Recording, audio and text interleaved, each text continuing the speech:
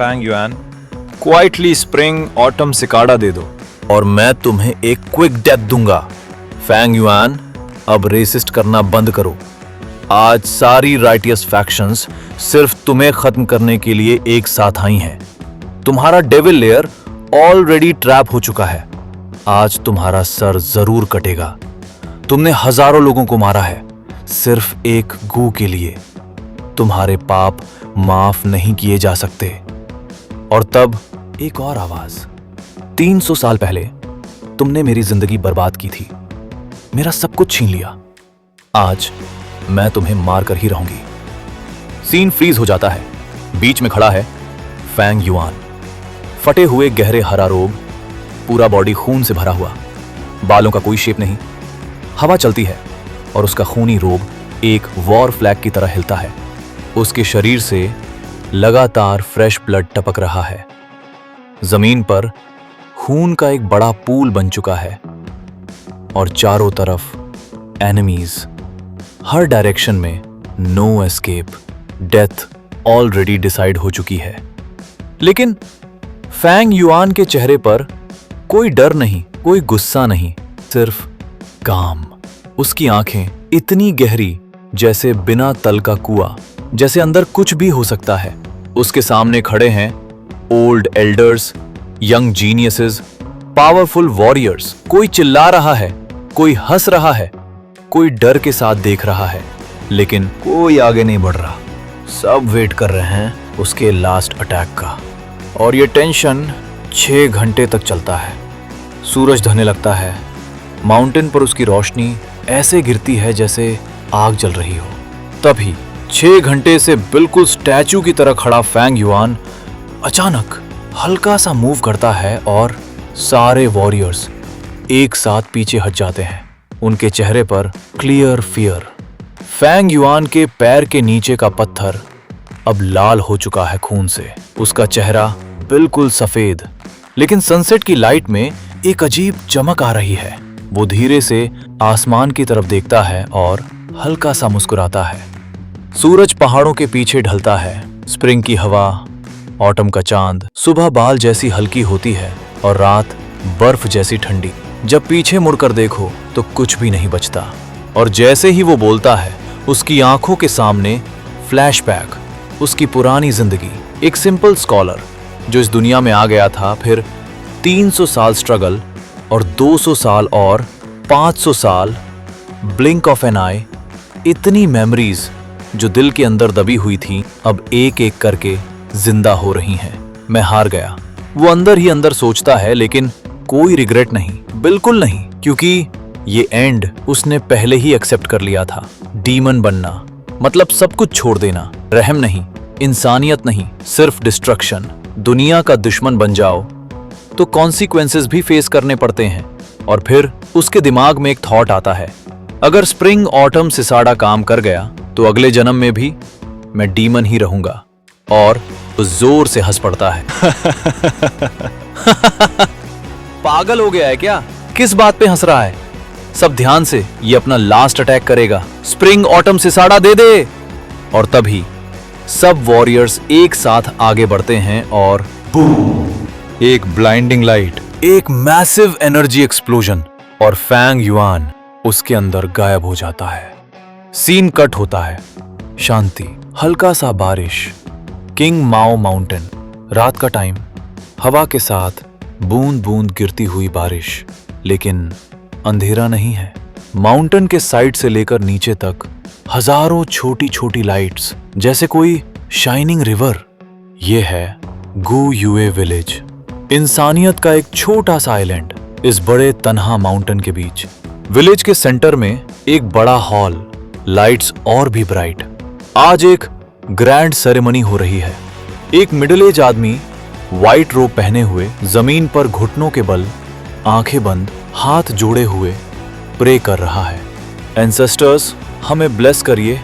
इस सेरेमनी में talented youths पैदा हों, क्लैन को नई उम्मीद मिले। उसके सामने एंसेस्टर टैबलेट्स, धूप जल रही है, स्मोक हवा में उठ रहा है। उसके पीछे और एल्डर्स, सब सेम पोजीशन में, सीरियस, साइलेंट। फिर क्लैन हेड झुकता है और धड़ उसका माथा जमीन से टकराता है। बाकी सब भी सेम धड़ धड़ धड़। पूरा हॉल एको से भर जाता है। सेरेमनी खत्म, सब धीरे धीरे उठते हैं और बाहर निकलते हैं। हॉलवे में हल्का सा रिलैक्स्ड एटमॉस्फेयर और डिस्कशन शुरू होता है। 1 साल फिर से निकल गया, लगता है कल की ही बात है। कल ओपनिंग सेरेमनी है, देखते हैं कौन टैलेंटेड निकलेगा। 3 साल से कोई जीनियस नहीं आया। बाय विलेज और श्योंग विलेज, उनके पास ऑलरेडी जीनियसेस हैं, स्पेशली बाय निंगबिंग। नाम सुनते ही सबके चेहरे सीरियस हो जाते हैं। सिर्फ 2 साल ट्रेनिंग और ऑलरेडी लेवल 3 गू मास्टर। फ्यूचर पिलर है, डेंजरस टैलेंट। लेकिन एक एल्डर बोलता है, इस साल होप है। फैंग जी के ब्लड लाइन से एक लड़का 3 महीने में बोलना, 4 महीने में चलना, 5 साल की एज में पोएट्री, जीनियस है। नाम है Gu Yue Fang Yuan. Clan head ये सब सुनता है और हल्का सा स्माइल करता है। उसके दिमाग में कैलकुलेशन, अगर ए ग्रेड हुआ तो बाई निंगबिंग को टक्कर दे सकता है। बी ग्रेड हुआ तो भी क्लैन का पिलर बनेगा, लेकिन चांस है ए ग्रेड का। फिर वो सबको देखता है और कहता है, सब लोग रेस्ट करो, कल इंपॉर्टेंट दिन है। एल्डर्स एक दूसरे को देखते हैं, समझ जाते हैं कल खोगा। जीनियसेस को अपनी साइड लाने के लिए, स्पेशली फैंग युआन, उसे पाना मतलब 100 साल का फ्यूचर सिक्योर। थोड़ी देर बाद सब चले जाते हैं। हॉलवे खाली। क्लैन हेड विंडो के पास जाता है। फ्रेश हवा, डीप ब्रीथ। नीचे विलेज, लाइट्स अभी भी जल रही हैं। कोई सो नहीं रहा, सब एक्साइटेड, टेंस। यही क्लैन का फ्यूचर है, वो धीरे से बोलता है। और एग्जैक्टली उसी वक्त एक और लड़का विंडो के पास खड़ा है, सेम लाइट्स देख रहा है, आंखों में कॉम्प्लेक्स इमोशंस।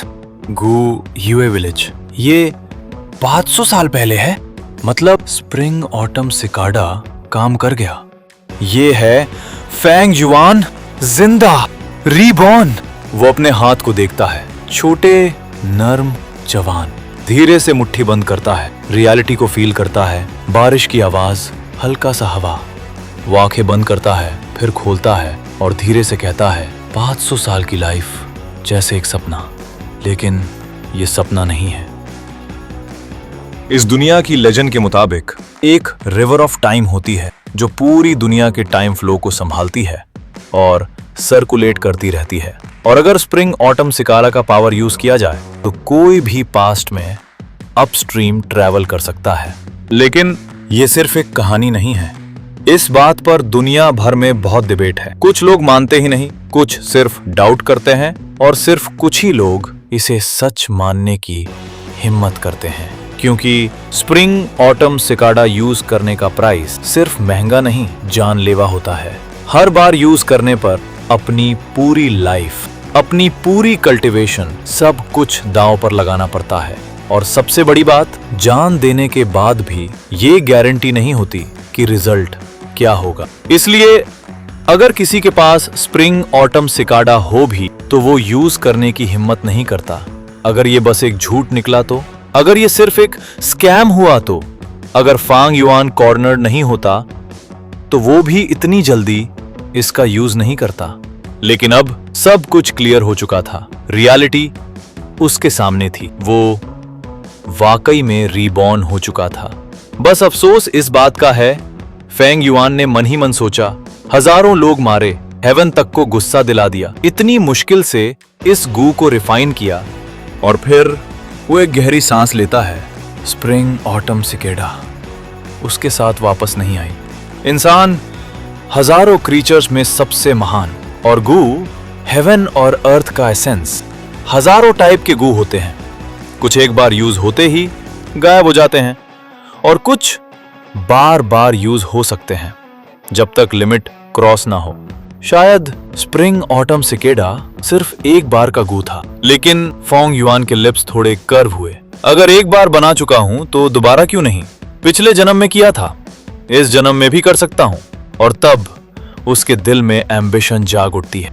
रीबॉर्न होना, ये खुद में ही सबसे बड़ी जीत थी, और सबसे कीमती चीज वो खोया नहीं था, उसके पास थी 500 साल की मेमोरीज, उस यादों में अनगिनत ट्रेजर्स जो अभी तक किसी ने ओपन नहीं किए। फ्यूचर के बड़े इवेंट्स हिस्ट्री के वेन्स जैसे उसकी मुट्ठी में थे। ऐसे लोग जो अभी पैदा भी नहीं हुए, उनके बारे में भी वो जानता था। कल्टीवेशन के दर्द और बैटल्स का एक्सपीरियंस, सब कुछ। इस सब के साथ वो क्लियरली फ्यूचर देख सकता था। बस सही प्लानिंग चाहिए थी और एग्जीक्यूशन। लेकिन शुरुआत कैसे करूं? फेंग युआन खिड़की के पास खड़ा बाहर गिरती रात की बारिश को देखता है, सोचता है, और सोच और गहरी होती जाती है। 500 साल बहुत लंबा वक्त होता है। कुछ यादें धुंधली हो चुकी हैं, कुछ ट्रेजर्स दूर दूर बिखरे हैं, और सबसे बड़ी प्रॉब्लम टाइम और डिस्टेंस। सबसे पहले कल्टीवेशन। अभी तो मेरा प्राइमेवल सीबी ओपन नहीं हुआ। मैं सिर्फ एक मॉर्टल हूं। मुझे जल्दी से जल्दी जीयू मास्टर बनना होगा। बिना फाउंडेशन ट्रेजर सिर्फ मौत का रास्ता बन जाते हैं। इस वक्त सबसे बड़ी प्रॉब्लम सिर्फ एक थी, कल्टीवेशन। क्लैन के रिसोर्सेज लेने पड़ेंगे। अभी इतनी ताकत नहीं कि पहाड़ों के बाहर जा सकूं। एक नॉर्मल माउंटेन बोर भी मेरी जान ले सकता है।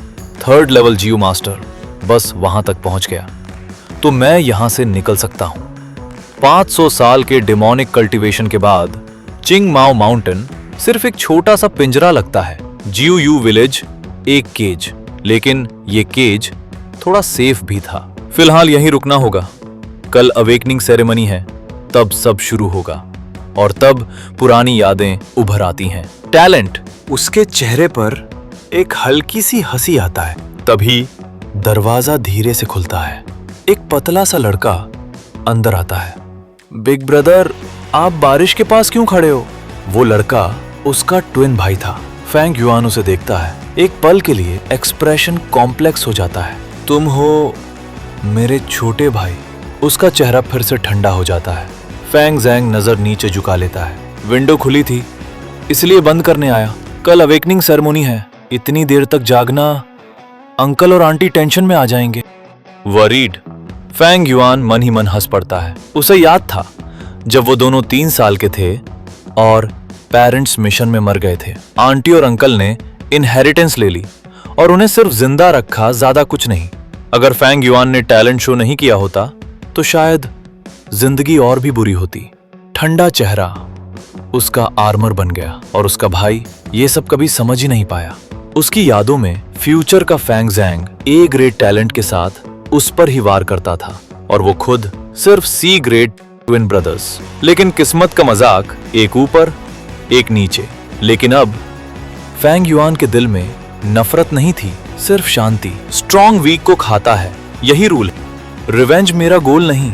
डिमोनिक पाथ कभी कॉम्प्रोमाइज नहीं करता। वो हल्का सा मुस्कुराता है और कहता है, तुम जा सकते हो। फेंग ज़ैंग का दिल कांप जाता है। फेंग युआन के नजर से, कल मिलते हैं बिग ब्रदर, और दरवाजा धीरे से बंद हो जाता है। रात के पेट्रोल वॉचमैन ने अपने वुडन क्लैपर्स को रिदम में बजाया। तक तक तक। ये आवाज ऊंचे बैम्बू के घरों के बीच फैल जाती है। फेंग युआन की सूखी हुई पलकें खुलती हैं और दिल में वो शांत सा सोचता है, डॉन से पहले का वक्त हो चुका है। कल रात वो काफी देर तक बेड पर लेटा रहा, सिर्फ सोचता रहा, प्लान्स एक के बाद एक। नींद शायद सिर्फ 2 घंटे ही मिली थी। अभी ये बॉडी कल्टीवेट नहीं हुई है, एनर्जी भी स्ट्रांग नहीं है, इसलिए बॉडी और माइंड दोनों अभी थकान में डूबे हुए थे। लेकिन 500 साल का एक्सपीरियंस फेंग युआन के अंदर स्टील जैसी डिटर्मिनेशन बना चुका था। ये थोड़ी सी एग्जॉशन उसके लिए कुछ भी नहीं थी। अगले ही पल वो पतला सा सिल्क ब्लैंकेट हटा देता है और नीटली उठ खड़ा होता है। खिड़की खोलता है। स्प्रिंग रेन रुक चुकी थी। मिट्टी, पेड़, जंगली फूल, सबकी खुशबू एक साथ हवा में घुली हुई थी। फेंग युआन गहरी सांस लेता है और उसका दिमाग बिल्कुल क्लियर हो जाता है। नींद का असर जैसे धुल कर निकल जाता है। अभी सूरज उतरा नहीं था। आसमान गहरा डार्क ब्लू था। न पूरी रात न पूरी सुबह। आसपास देखता है, ग्रीन बैम्बू और वुड से बने ऊंचे घर पहाड़ों के साथ कॉन्ट्रास्ट बनाते हुए पेल ग्रीन का एक समुंदर जैसे लग रहे थे। ये घर कम से कम 2 फ्लोर्स के होते हैं। माउंटेन लोगों का यूनिक हाउस स्ट्रक्चर, नीचे मोटे वुडन स्टेक्स, ऊपर रहने की जगह। फांग युआन और उसका भाई फांग जेंग सेकेंड फ्लोर पर रहते थे। तभी नीचे से एक लड़की की आवाज आती है। यंग मास्टर फांग युआन, आप उठ गए हो? मैं ऊपर आ रही हूं आपके वॉश के लिए। फेंग युआन नीचे देखता है। उसकी पर्सनल सर्वेंट शेन सुए लुक्स सिर्फ थोड़ी सी अबव एवरेज, लेकिन ड्रेसिंग काफी अच्छी। ग्रीन रॉब, लंबी स्लीव्स, ट्राउजर्स, पैरों में एम्ब्रॉयडर्ड शूज और बालों में पर्ल हेयर पिन, हेड से टू तक यूथफुल वाइटैलिटी। वो मुस्कुराते हुए पानी का बेसिन उठाकर सीढ़ियां चढ़ने लगती है। पानी बिल्कुल सही टेम्परेचर का। फांग युआन फेस वॉश करता है, माउथ रिंस करता है, विलो ट्विग और स्नो सॉल्ट से टीथ क्लीन करता है। शेन सुए चुपचाप इंतजार करती है, चेहरे पर हल्की स्माइल, आंखों में स्प्रिंग जैसी चमक। जैसे ही वो खत्म करता है, वो उसके कपड़े पहनाने लगती है। कपड़े सेट करते हुए उसके एल्बो और बैक से जानबूझकर टच करती है, कई बार। लेकिन फेंग युआन का चेहरा बिल्कुल एक्सप्रेशनलेस, उसका दिल पानी की तरह शांत। उसके लिए शेन सुए सिर्फ एक चीज थी, आंटी और अंकल की वॉचिंग आई। एक वैनिटी से भरी हार्टलेस लड़की। पिछले जन्म में वो इसके जाल में फंस गया था, लेकिन अवेकनिंग सेरेमनी के बाद जब उसका स्टेटस गिरा, शेन कुई ने तुरंत मुंह मोड़ लिया था। डिस्डेन और कोल्ड लुक्स बार बार। तभी फैंग जेंग आ जाता है और वो देख लेता है शेन कुई फैंग युआन के चेस्ट के कपड़े स्मूथ कर रही है। उसकी आंखों में जेलसी का एक फ्लैश।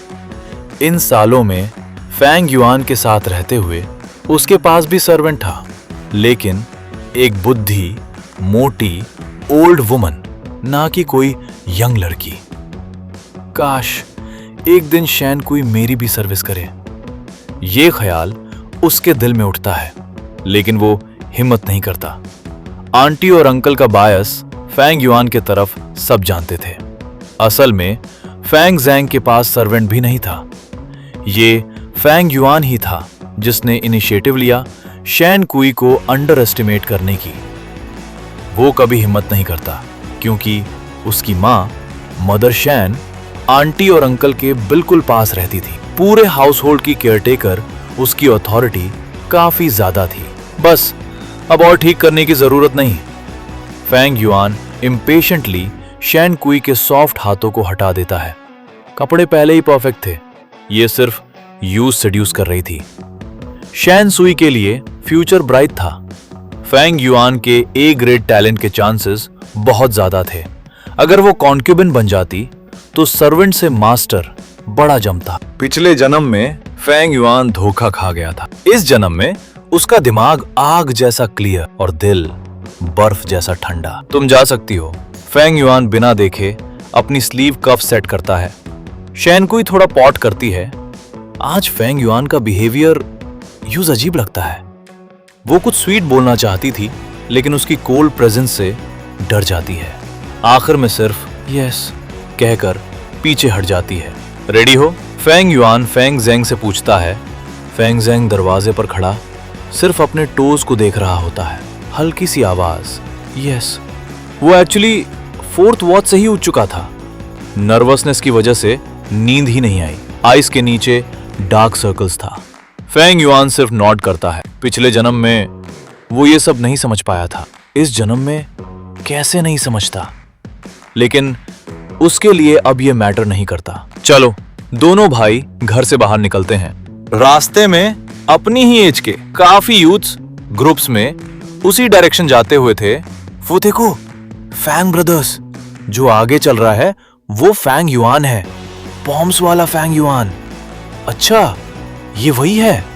चेहरा देखो, बिल्कुल इमोशनलेस, जैसे किसी को केयर ही नहीं करता। Jealousy, N V. फैंग जेंग चुपचाप सुनता है। उसका सिर और झुक जाता है और वो साइलेंटली अपने भाई के पीछे चलता रहता है। डॉन की रोशनी होराइजन से झांकने लगती है। फैंग युआन की शैडो उसके चेहरे पर पड़ती है। सूरज ऊपर आ रहा था, लेकिन फैंग जेंग को लगा जैसे वो डार्कनेस में चल रहा हो। ये शैडो उसके भाई की थी। शायद इस जिंदगी में भी वो कभी इस शैडो से नहीं निकल पाएगा। उसके सीने पर प्रेशर महसूस होता है, सांस लेना मुश्किल, सफोकेट।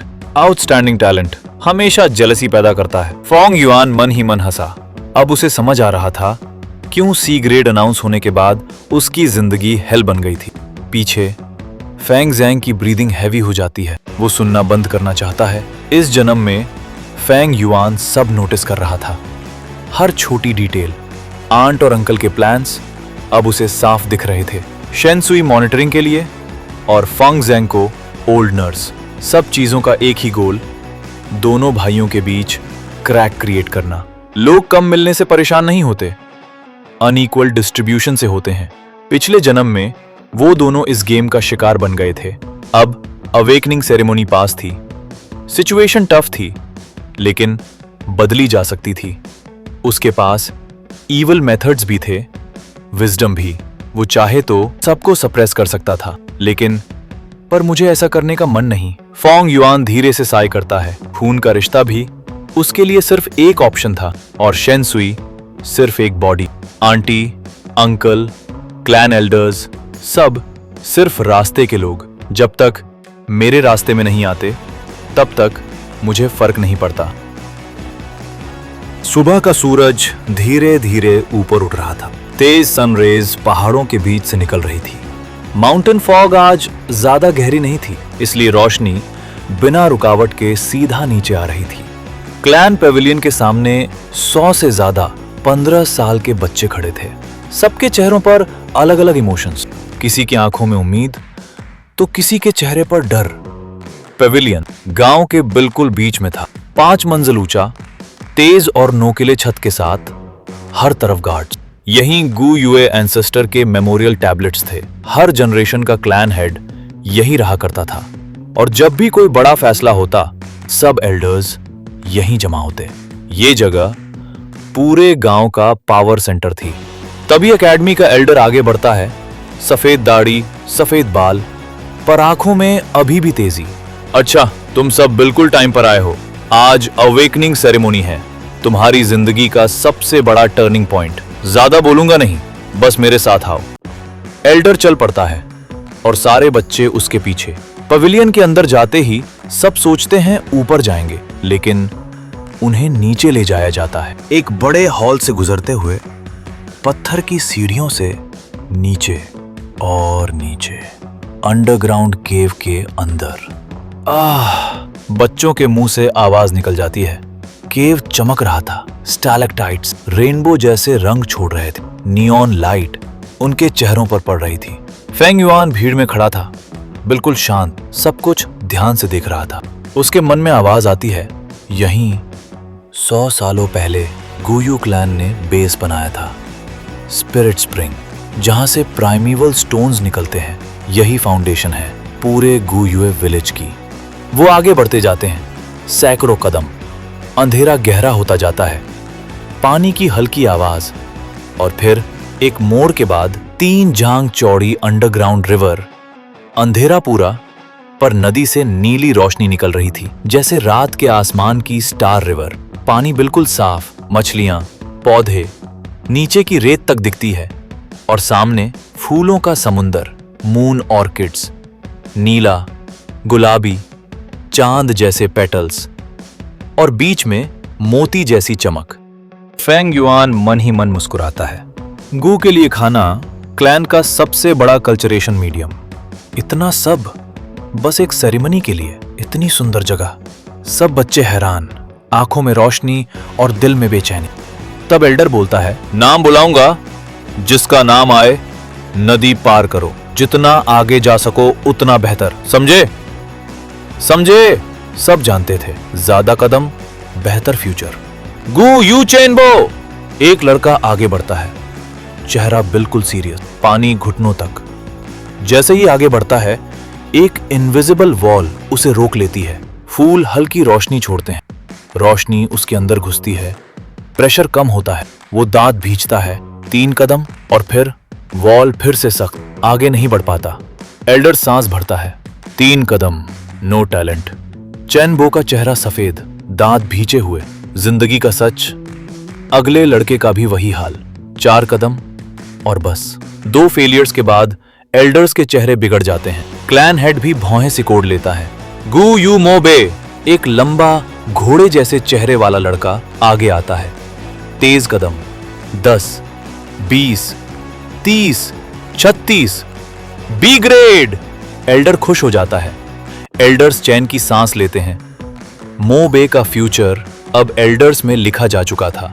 और फिर गू यू ची चैन। सबकी नजर एक ही तरफ, उस लड़के पर। छोटा सा शरीर, पसीने से भरा चेहरा, 36 कदम, एक और बी ग्रेड। भीड़ में हंगामा। फेंग युआन चुपचाप सब समझ चुका था। चीटिंग, पर बोलना अभी फायदा नहीं। वो सोच ही रहा था, तभी एकेडमी एल्डर की आवाज गूंजती है, गू यू फांग युआन। उस पल पूरा माहौल अचानक शांत हो जाता है। हर तरफ से आंखें सिर्फ उसी पर टिक जाती हैं। फांग युआन मन ही मन हल्की सी हंसी हंसता है। और इंटरेस्टिंग होता जा रहा है। सबकी नजरों के बीच वो नदी को क्रॉस करता है और ऑपोजिट बैंक पर पहुंच जाता है। तुरंत ही उसे एक प्रेशर महसूस होता है। ये प्रेशर आ रहा था फ्लावर सी के डीप में मौजूद स्पिरिट स्प्रिंग से। स्पिरिट स्प्रिंग से प्राइमेवल की निकलती है और यहाँ की इतनी रिच है कि ये प्रेशर क्रिएट करती है। लेकिन अगले ही पल उसके पैरों के नीचे फूलों से छोटी छोटी लाइट्स निकलती हैं। ये लाइट्स धीरे धीरे ऊपर उठती हैं और फांग युआन के पूरे बॉडी को कवर कर लेती हैं। फिर एक एक करके उसके अंदर समा जाती हैं। होप गू। फांग युआन तुरंत पहचान लेता है। इंचार्ज ने बताया नहीं, पर उसे सब कुछ क्लियरली पता है। हर एक लाइट एक होप गू है। एक बहुत पुरानी लेजेंड है होप गू की। जब दुनिया नई नई बनी थी, सब कुछ वाइल्ड विल्डरनेस था और उन जानवरों के बीच पहला इंसान पैदा हुआ, रेंजू। कच्चा मीट खाता, खून पीता, मुश्किल जिंदगी जीता। और उस वक्त एक बीस्ट ग्रुप था, प्रेडिकमेंट। वो रेंजू को खाना चाहते थे। रेंजू के पास ना माउंटेन जैसा बॉडी था, ना जानवरों जैसे दांत और पंजे। वो कैसे फाइट करता? खाना अनस्टेबल, हर वक्त छुप के रहना, नेचर के फूड चेन का बिल्कुल बॉटम, बस किसी तरह जिंदा। तब अचानक 3 गूस के पास आते हैं। अगर तुम अपनी लाइफ हमें दोगे तो हम तुम्हारी मदद करेंगे। रेंजू के पास कोई ऑप्शन नहीं होता। वो मान जाता है। सबसे बड़े गू को वो अपनी यूथ दे देता है और गू उसे स्ट्रेंथ देता है। स्ट्रेंथ के साथ जिंदगी बदलने लगती है, खाना मिलने लगता है। वो प्रेडिकमेंट से लड़ता है, लेकिन जल्दी ही उसे समझ आता है स्ट्रेंथ सब कुछ नहीं होती। फिर वो मिडिल एज देता है और सेकंड गू उसे विजडम देता है। विजडम के साथ वो सोचना सीखता है। स्ट्रेंथ और विजडम के साथ वो प्रेडिकमेंट को मार देता है। लेकिन वक्त किसी का नहीं होता। रेंजू बूढ़ा हो जाता है। स्ट्रेंथ और विजडम गू उसे छोड़ देते हैं। अकेला फिर से प्रेडिकमेंट के बीच न भाग सकता न चबा सकता। तब तीसरा गू बोलता है, मुझे अपना लो। रेंजू रोता हुआ कहता है, मेरे पास सिर्फ ओल्ड एज है, अगर वो दे दी तो तुरंत मर जाऊंगा। गू कहता है, बस अपना हार्ट दे दो। रेंजू अपना हार्ट देता है और होप गू अचानक एंडलेस लाइट छोड़ देता है। प्रेडिकमेंट चीख उठते हैं, होप गू है, और तुरंत भाग जाते हैं। उस दिन से जब भी रेंजू प्रॉब्लम फेस करता, वो अपना हार्ट होप को देता। इसी वक्त होप गू एक स्ट्रीम बनकर फांग युआन के बॉडी में समा जाते हैं। प्रेशर के कारण वो उसके एब्डोमेन में गैदर होते हैं, नाभि के नीचे। प्रेशर अचानक कम हो जाता है। फांग युआन चलना शुरू करता है, हर स्टेप के साथ, और होप गू उसके अंदर जाते जाते हैं ऑपोजिट साइड पर। इंचार्ज की भौहें सिकुड़ जाती हैं। होप गू कम है। एल्डर्स भी नोटिस करते हैं। क्लैन हेड भी फ्राउन करता है। ये ए ग्रेड का साइन नहीं है। फांग युआन मन में काउंट करता है, 23 स्टेप्स, 27वें स्टेप। तब अचानक उसके किडनीज के बीच लाइट बॉल फट जाता है। पूरा बॉडी हिल जाता है, बाल खड़े, माइंड लिमिट पे। फिर अचानक सब हल्का हो जाता है। हार्ट शांत, पोर्स खुल जाते हैं, पूरा बॉडी पसीने से भीग जाता है। प्रोसेस लंबा लगता है, पर होता सिर्फ एक पल का है। फांग युआन होश में आता है और बॉडी के अंदर देखता है नाभि के नीचे एक एपर्चर बन चुका है। अवेकनिंग सेरेमनी सक्सेसफुल हो चुकी थी। यही था इमॉर्टैलिटी का पहला होप। फैंग युआन के बॉडी के अंदर जो अपर्चर बना था वो बिल्कुल ही अनयूजुअल और मिस्टीरियस था। सेम स्पेस शेयर नहीं करता था, पर फिर भी उसी के बॉडी के अंदर एग्जिस्ट करता था। कह सकते हो ये एंडलेसली ह्यूज भी था और इन्फिनिटली स्मॉल भी। कोई इसे पर्पल प्रीफेक्चर कहता है, कोई चाइनीज पूल, पर ज्यादा लोग इसे प्राइमीवल सी अपर्चर जानते हैं। पूरा अपर्चर एक स्फीयर जैसा था जिसके सरफेस पर व्हाइट लाइट बह रही थी। ये वही लाइट थी जो होप ग्यू के एक्सप्लोजन से बनी थी। ये थिन लाइट मेम्ब्रेन अपर्चर को कोलैप्स होने से रोक रही थी और उसके अंदर था प्राइमीवल सी। सी बिल्कुल मिरर जैसा स्मूथ था, ग्रीनिश ब्लू कलर के साथ, पर वाटर डेंस था, कॉपर जैसा लस्टर लिए हुए। सिर्फ रैंक 1 गू मास्टर्स ही ये ग्रीन कॉपर प्राइमीवल एसेंस बना सकते हैं। सी लेवल पूरे अपर्चर का आधा भी नहीं भरा था, सिर्फ 44%। ये सी ग्रेड टैलेंट की लिमिट थी। हर एक ड्रॉप प्राइमीवल एसेंस फैंग युआन की वाइटैलिटी, सोल और एसेंस का कंडेंसेशन था। पिछले 15 सालों की लाइफ पोटेंशियल सब इसी में जमा थी। इसी प्राइमीवल एसेंस से ग्यू मास्टर्स अपने ग्यू रेज करते हैं। इसका मतलब ये था Fang Yuan officially rank 1 Gu master बन चुका था। अपर्चर ओपन होने के बाद होप ग्यू का फ्लो रुक गया। फैंग युआन ने खुद को संभाला और महसूस किया कि आगे प्रेशर वॉल जैसा हो चुका है। वो एक और स्टेप भी आगे नहीं जा सकता था। उसने हल्की सी स्माइल के साथ सोचा, और आगे नहीं जा सकते? अकेडमी एल्डर ने नदी के उस पार से पुकारा। फैंग युआन ने पलटकर बिना बोले वापस चलना शुरू कर दिया। अब बाकी टीनेजर्स भी रिएक्ट करने लगे। पूरा क्राउड गुनगुना उठा, क्या फैंग युआन ने सिर्फ 27 स्टेप्स लिए तो वो सिर्फ सी ग्रेड टैलेंट निकला? इतना जीनियस होके भी सिर्फ सी ग्रेड? क्राउड में बड़ी डिस्टर्बेंस हो गई। बिग ब्रदर फैंग जेंग ने ऊपर देखा। उसका दिल मानने को तैयार नहीं था। उसका भाई सिर्फ सी ग्रेड कैसे हो सकता है? वो हमेशा सोचता था फैंग युआन ए ग्रेड होगा। सिर्फ वो ही नहीं, पूरा क्लैन भी। पर रिजल्ट बिल्कुल ऑपोजिट निकला। डैम, सिर्फ सी ग्रेड। क्लैन हेड ने मुट्ठी भींच ली। उसकी आवाज डिसअपॉइंटमेंट से भरी थी। अंधेरे में बैठे एल्डर्स के रिएक्शंस अलग अलग थे। कोई भौहें चरा रहा था, कोई नीचे देखकर बात कर रहा था, कोई सिर्फ लंबी सांस ले रहा था। क्या रिजल्ट गलत हो सकता है? इम्पॉसिबल। मेथड परफेक्ट है, चीटिंग भी मुश्किल है, फिर उसकी इंटेलिजेंस का क्या? हाई क्वालिटी सी वाले लोग अनयूजुअल होते हैं, पर फाइनल डिसीजन सिर्फ रिजल्ट करता है। जितनी बड़ी होप उतनी बड़ी डिसअपॉइंटमेंट। फैंग युआन के सॉक्स आइस वाटर से भीग चुके थे। ठंड सीधा हड्डियों तक जा रही थी। वो सेम एक्सप्रेशन के साथ चल रहा था क्राउड के और पास। उसने अकेडमी एल्डर का हैवी फेस देखा और 100 से ज्यादा नजरों का बोझ महसूस किया। अमेजमेंट, शॉक, स्नीयर और कुछ लोगों का कोल्ड प्लेजर। ये सब देखकर उसकी प्रीवियस लाइफ याद आ गई। उस वक्त उसे लगा था जैसे आसमान गिर गया हो। वो रिवर में गिर पड़ा था। कोई मदद के लिए आगे नहीं आया। कोल्ड नजरें छुरी जैसी थीं। दिमाग ब्लैंक, सीना जल रहा था जैसे क्लाउड से सीधा जमीन पर इस लाइफ में फैंग युआन बिल्कुल शांत था। उसने लेजेंड याद की, When predicaments come, give your heart to hope। आज वो होप उसके अंदर थी, छोटी सही पर एग्जिस्ट करती थी।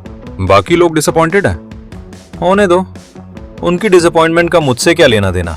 सबसे जरूरी है मेरे दिल में होप है। 500 साल की लाइफ ने उसे सिखा दिया था, लाइफ इंटरेस्टिंग होती है ड्रीम्स चेस करते वक्त। दूसरों को प्लीज करना जरूरी नहीं, अपना रास्ता चलो। बाकी लोग अनहैप्पी रहे, मुझे फर्क नहीं पड़ता।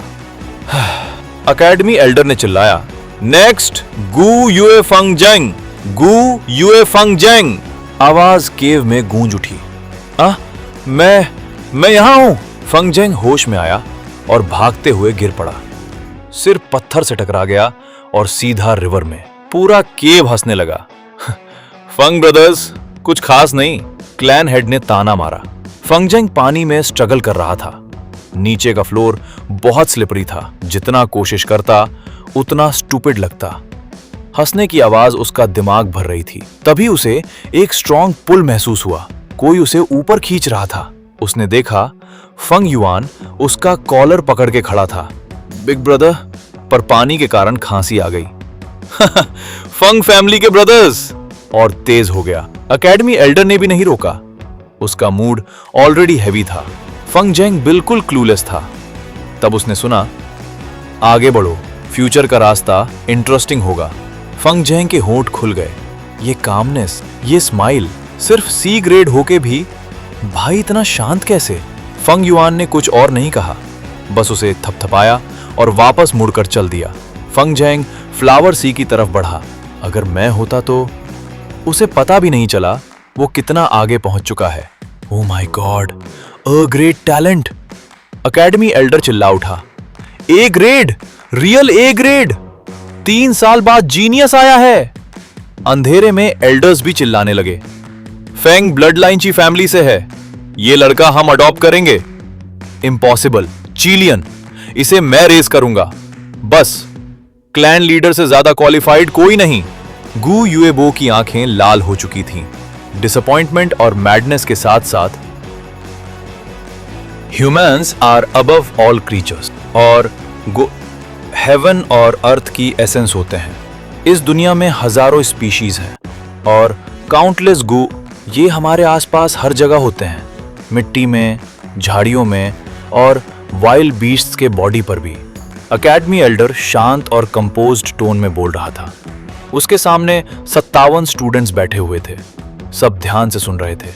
गू मास्टर की मिस्ट्री और पावर कब से ही इन टीन्स के दिल में बसी हुई थी, इसलिए एल्डर जो भी बोल रहा था स्टूडेंट्स पूरी इंटरेस्ट के साथ सुन रहे थे। तभी एक यंग टीन हाथ उठाता है, परमिशन मिलते ही खड़ा होता है। एल्डर सर, रैंक 1 रैंक 2 होते हैं, थोड़ा डिटेल में समझा सकते हो? गू यूए टीचर सिर हिलाकर मुस्कुराता है और हाथ से उसे बैठने का इशारा करता है। गू मास्टर्स के टोटल 9 रैंक्स होते हैं, रैंक 1 से सीधा रैंक 9 तक। हर रैंक एक बड़ा रेल्म होता है और हर रेल्म के 4 स्मॉल स्टेजेस, इनिशियल, मिडल, अपर और पीक। तुम सब अभी रैंक 1 इनिशियल स्टेज पर हो। अगर मेहनत करोगे तो रैंक 2 और रैंक 3 भी पॉसिबल है। टैलेंट जितना हाई, चांस उतना ज्यादा।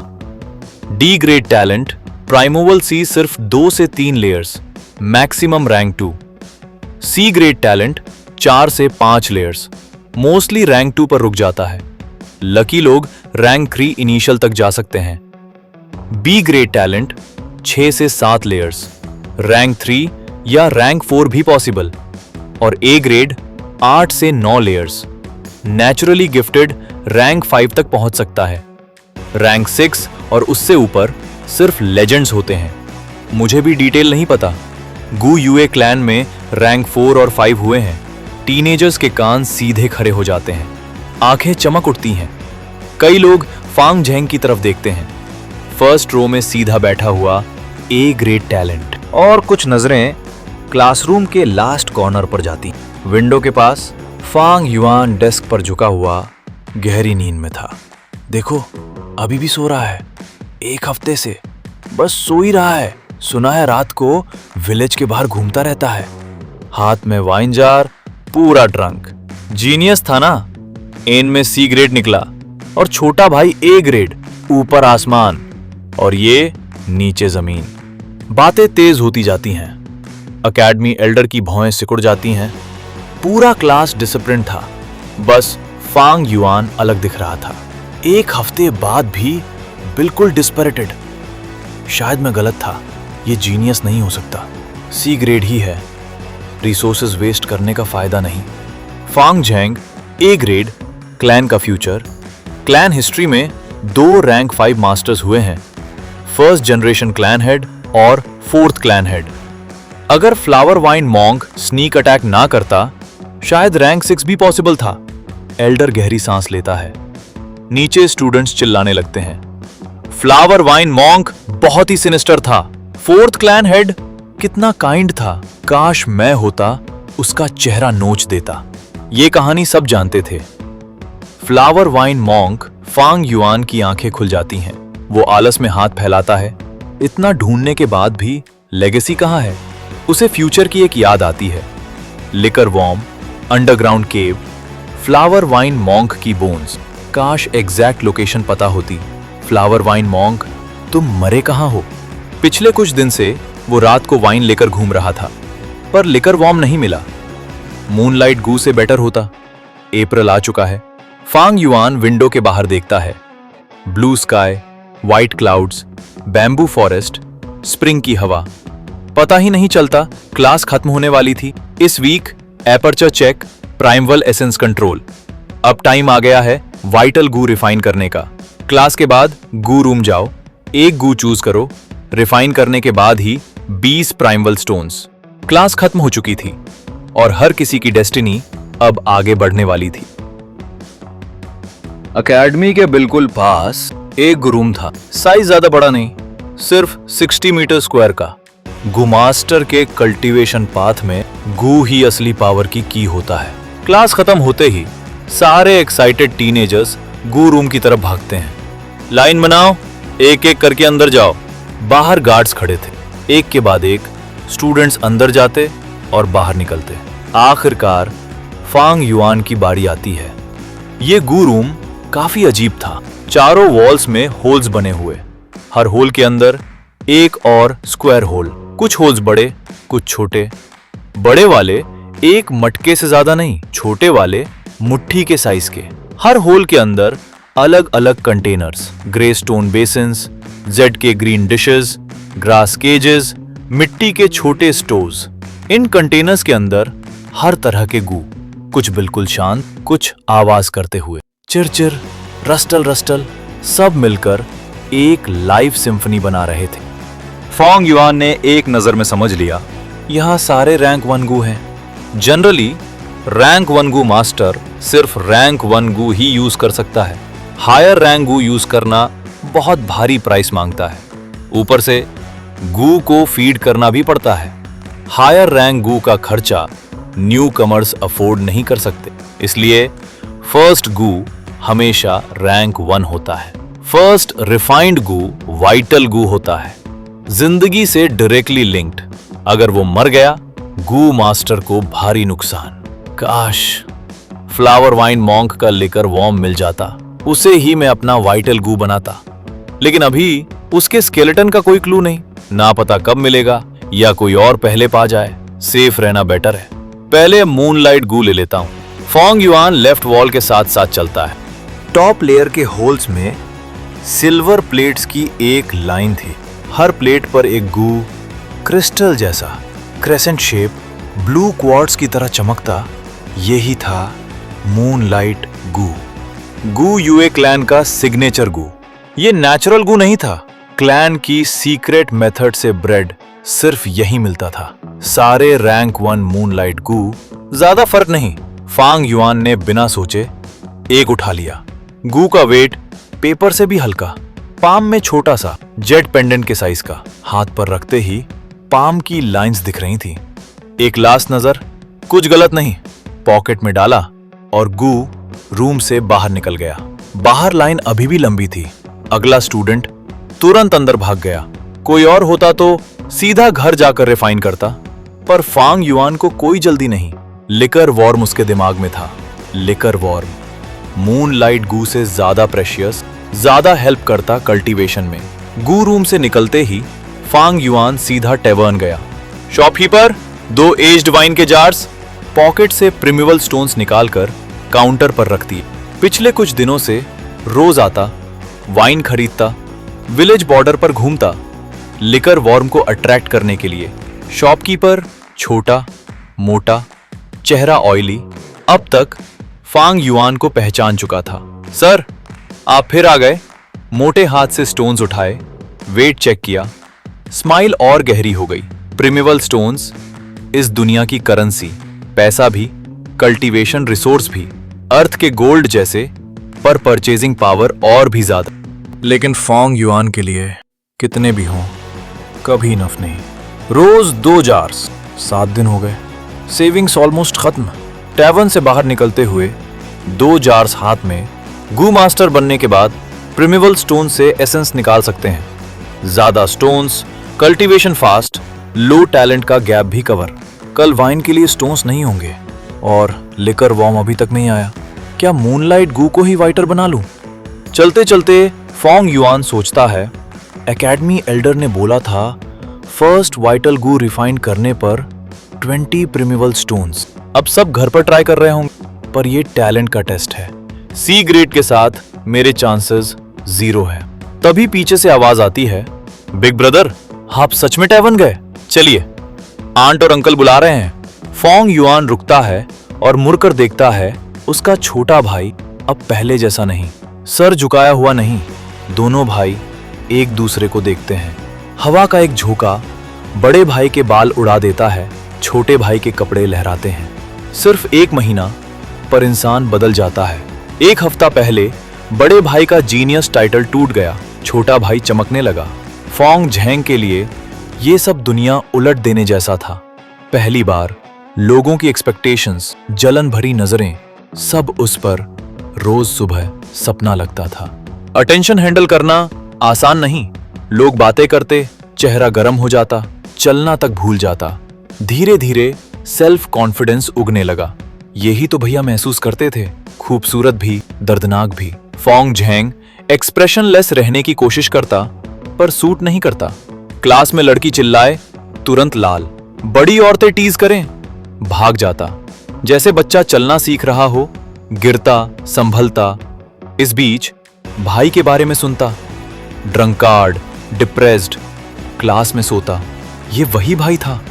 धीरे धीरे समझ आया, कोई भी टूट जाता, और कहीं ना कहीं उसे खुशी भी मिली, क्योंकि अब वो आगे था। जब उसने फोंग युआन को देखा, बिखरे बाल, गंदे कपड़े, हाथ में शराब, भैया ऐसे नहीं चल सकता, लोग आपकी चिंता करते हैं। फोंग युआन चुप रहा। दोनों आंखों में आंखें। फोंग झेंग की आंखें तेज चमक, फोंग युआन की आंखें गहरा काला। जैसे पुराना तालाब। फोंग झेंग का दिल भारी, नजर हटा लेता है। फिर अचानक खुद पर गुस्सा, मैं बदल चुका हूं। नजर वापस उठाता है, पर फोंग युआन देख ही नहीं रहा। और क्या देख रहा है? चलना है तो चल।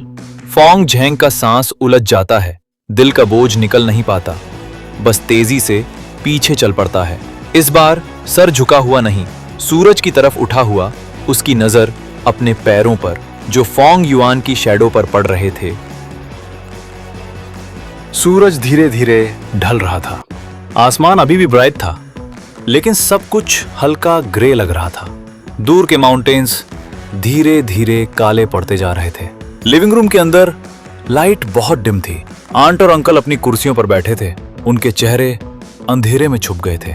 समझना मुश्किल था क्या सोच रहे हैं। जैसे ही उन्होंने फेंग युआन को 2 वाइन जार्स लेकर आते देखा, अंकल के भाव सिकुड़ गए। एक पल में तुम दोनों 15 साल के हो गए हो। तुम दोनों में गू मास्टर का टैलेंट है, खासकर फेंग झेंग। हम तुम दोनों पर प्राउड है। मैं तुम दोनों को 6 प्राइमेवल स्टोन्स देता हूं। गू रिफाइन करने में बहुत एसेंस लगता है, इसलिए तुम्हें इनकी जरूरत पड़ेगी। तभी सर्वेंट्स आगे बढ़ते हैं। दोनों भाइयों को एक छोटा बैग दिया जाता है। फेंग युआन बिना कुछ बोले अपना बैग ले लेता है।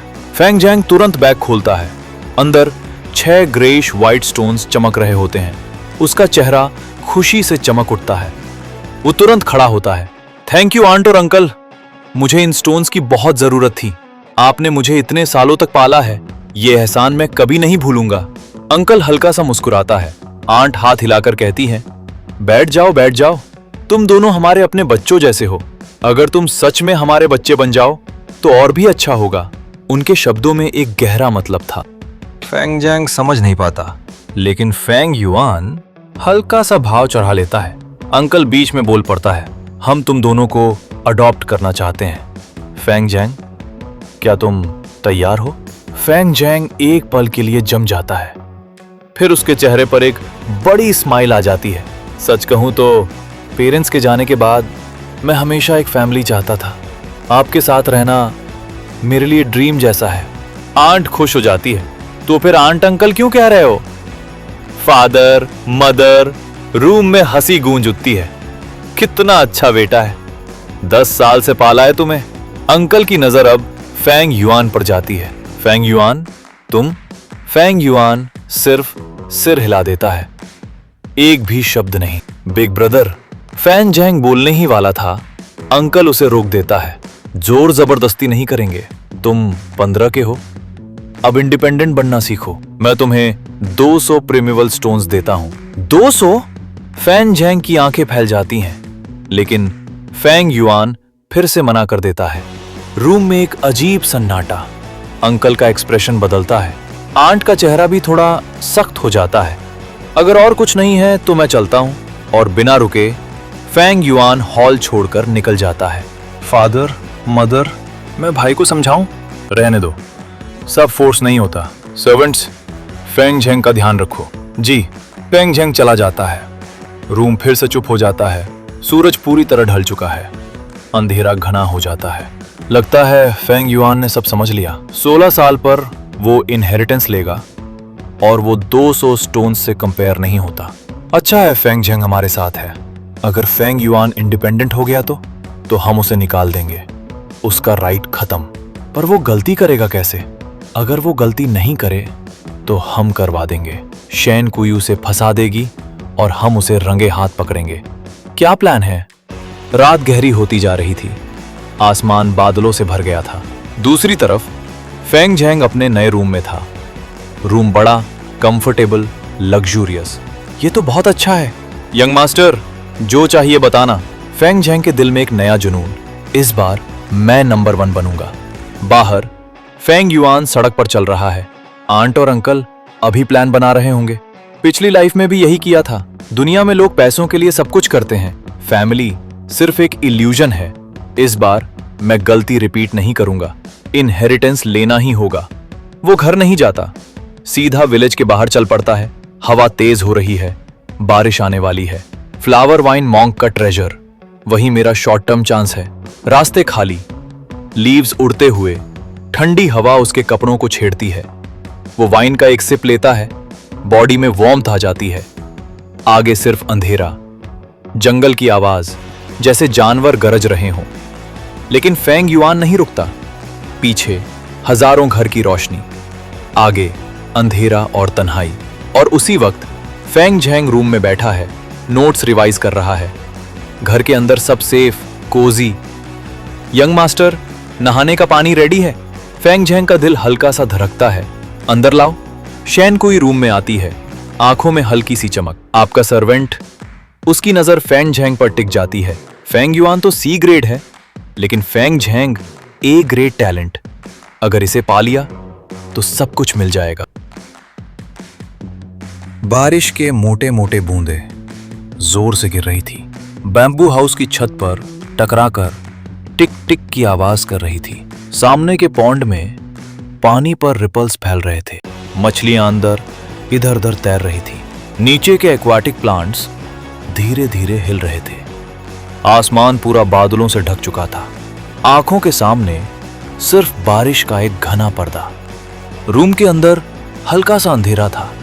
विंडो खुली थी और फैंग युआन चुपचाप बारिश देख रहा था। 3 दिन और 3 रात हो चुकी हैं। 3 दिन पहले वो 2 वाइन जार्स लेकर विलेज से बाहर निकला था ट्रेजर ढूंढने के लिए।